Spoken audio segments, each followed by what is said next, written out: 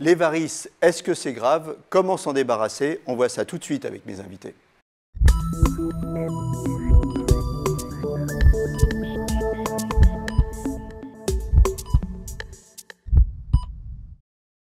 Alors avec moi sur le plateau, le docteur Pascal Priolet, vous êtes chef de service de médecine vasculaire à l'hôpital Saint-Joseph à Paris.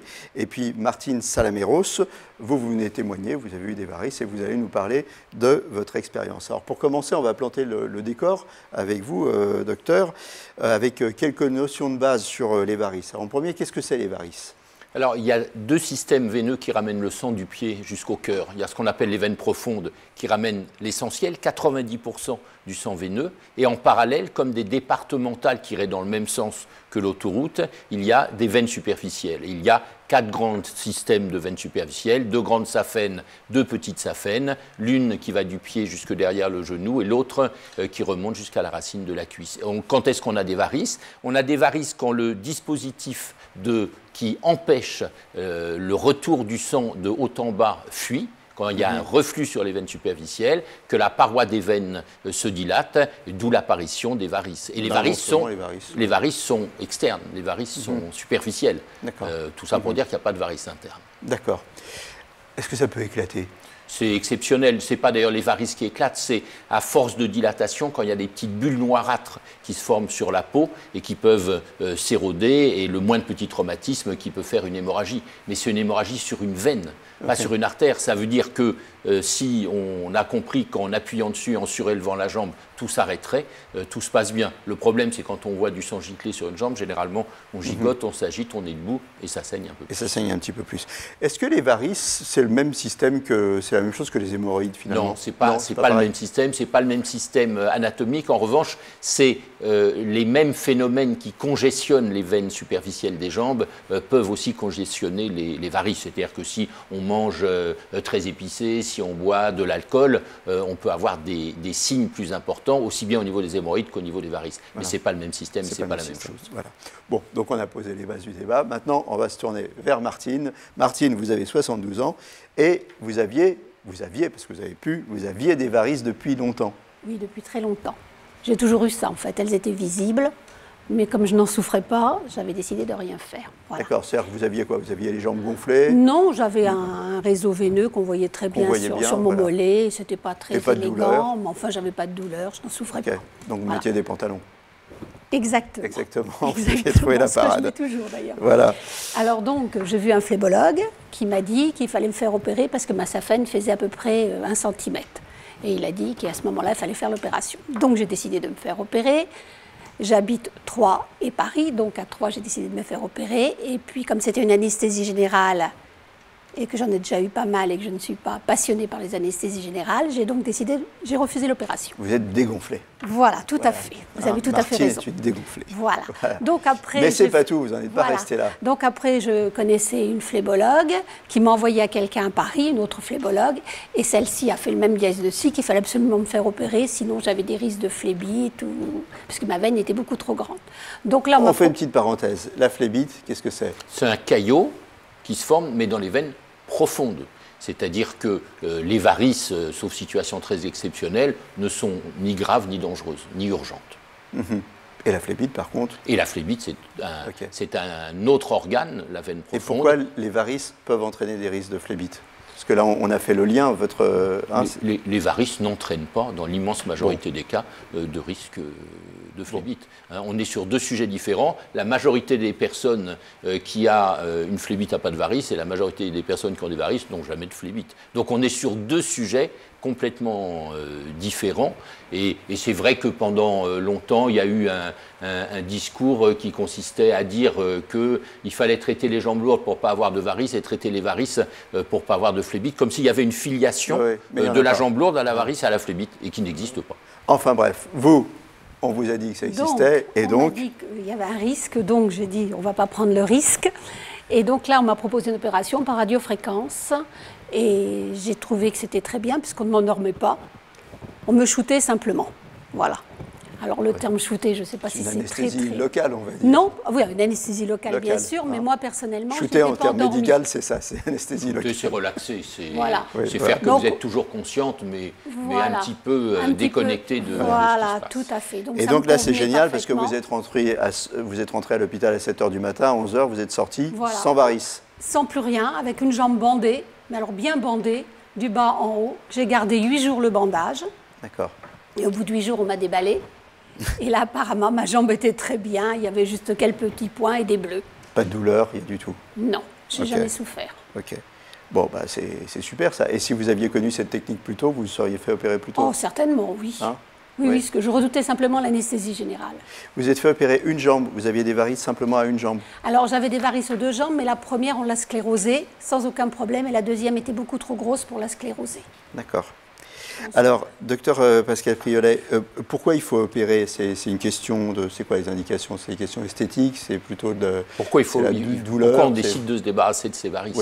D'abord, l'essentiel de la décision est entre les mains du patient ou de la patiente. Parce que je le disais tout à l'heure, c'est ni grave ni urgent. Et au fond, il y a 3 raisons de supprimer les varices ou de demander qu'on fasse disparaître les varices. La première, c'est quand elles sont sensibles, douloureuses, elles augmentent de volume au fil du temps, et puis c'est désagréable, et donc c'est la personne qui dit « j'aimerais bien m'en débarrasser ». La deuxième raison, c'est pour des raisons esthétiques, dans le bon sens du terme, parce qu'on ne parle pas de petites varicosités ou de petites vénules, on parle de varices qui peuvent avoir un certain calibre, et c'est effectivement extrêmement désagréable et tout à fait pertinent de chercher à s'en débarrasser. Et puis il y a une troisième catégorie de personnes qui demandent, mais rien, mais auxquelles on dit, homme ou femme, il faudrait peut-être quand même faire quelque chose parce qu'elles sont tellement grosses que le ballon de football du petit-fils ou le coup de caddie au supermarché, ça va mal se passer parce qu'il va y avoir un traumatisme, la veine va devenir inflammatoire, ça donnera effectivement une paraphlébite, une phlébite superficielle, c'est pas grave, c'est pas dangereux, mais le 14 juillet ou le 15 août, c'est toujours très désagréable. Donc on est sur ces 3 raisons et puis finalement, il y en a pas d'autres. Mais c'est pour ça que je dis que l'essentiel de la décision, c'est chez la patiente. Et surtout, ce qu'il faut bien comprendre, c'est que avant de prévoir une chirurgie de varices, on fait un Doppler et une échographie pour avoir la carte de géographie, pour voir où sont les fuites. Or, ce Doppler et cette échographie, chez beaucoup de personnes qui n'ont strictement rien, ni jambes lourdes, ni varices, ce Doppler et cette échographie peuvent montrer un reflux.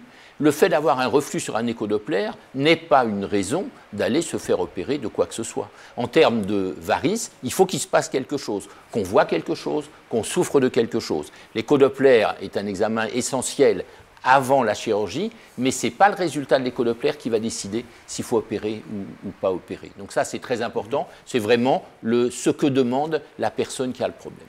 Avant d'opérer, il y a d'autres solutions. Il y a la sclérothérapie, c'est ça? Qu'est-ce que c'est la sclérothérapie? Si on sclérose, la sclérothérapie, au fond, c'est aussi pour essayer de faire disparaître la veine superficielle en injectant maintenant, souvent sous échographie, un produit sclérosant. C'est une technique qui est bien adaptée si les varices ne sont pas très volumineuses et sur des segments relativement courts. Si les varices sont très grosses et si le robinet qui fuit beaucoup, on préfère aujourd'hui une technique chirurgicale. Et Martine a eu raison d'attendre parce que quelle que soit la technique à laquelle on fait appel aujourd'hui, la chirurgie des veines superficielles, des varices, se fait en ambulatoire, sous anesthésie loco-régionale, sans anesthésie générale. C'est vraiment exceptionnel de devoir faire une chirurgie des veines superficielles sous anesthésie générale. Il n'y a qu'un tout petit bémol à cela souvent, c'est que si on a des varices au niveau des 2 jambes, souvent on le fait en 2 temps, pour que l'ambulatoire et la chirurgie sous anesthésie loco-régionale soient quand même moins longues. On peut combiner les 2 techniques, sclérothérapie et chirurgie? On peut complètement combiner les 2 techniques, faire des scléroses si on considère qu'elles sont susceptibles de marcher, et puis on peut toujours faire de la chirurgie derrière, et puis faire de la chirurgie et traiter par sclérose des veines, des varices d'un plus petit calibre, mais qui sont esthétiquement désagréables, par exemple. Alors, les différentes méthodes. Le stripping, c'est un truc qu'on ne fait plus. Le stripping, ça consistait effectivement à fermer le robinet qui fuit, mais à aller chercher la veine superficielle dilatée loin et à tirer dessus. Et comme on tirait dessus, on provoquait inévitablement des hématomes importants, souvent très douloureux, et toutes les personnes qui ont subi ce type d'intervention, généralement, dissuadent tout le reste de la famille de ne plus jamais le faire. Alors, 2 techniques. Il y en a une par le chaud, une par le froid. Celle par le chaud, on vient d'en parler, c'est la radiofréquence. Celle par le froid, c'est la cryochirurgie.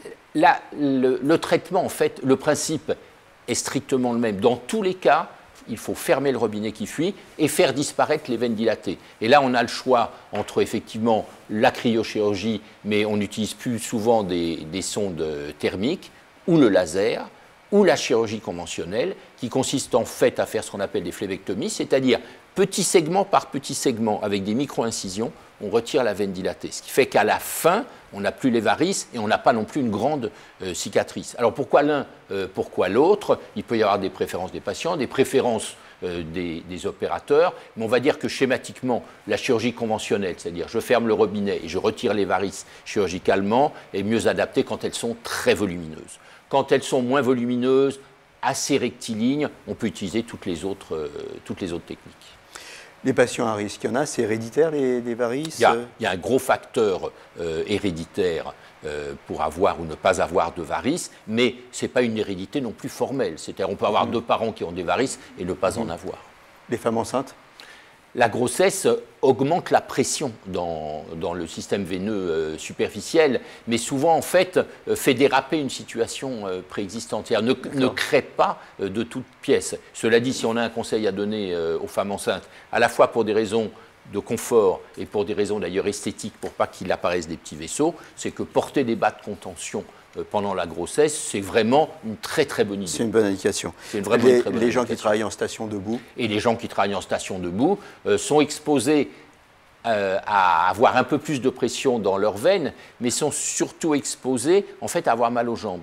Et ce qui est important aussi, c'est se souvenir que les jambes lourdes, le syndrome des jambes lourdes, peut exister, et d'ailleurs existe dans la majorité des cas, indépendamment de toute varice, et sans être le signe annonciateur de varices. On est jeune, on travaille debout, il fait chaud, on a les jambes qui pèsent 100 kg, c'est très désagréable, et en fait, on n'a aucune anomalie anatomique précise. En quelques secondes, prévention, on en a parlé, bas de contention, c'est une bonne prévention? Bas de contention, c'est une bonne prévention pour éviter à la paroi de se Quand on prend l'avion, notamment, bien sûr. comme ça, c'est important.